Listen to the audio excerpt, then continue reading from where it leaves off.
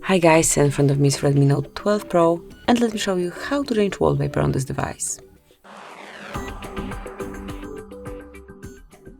At first open the settings, then select wallpaper, go to categories if you wish to have some more knowledge regarding the options that you have, then choose the picture, actually not the picture but the category from which you want to select the picture, and then choose the one that you want to apply as your wallpaper. So let me pick art.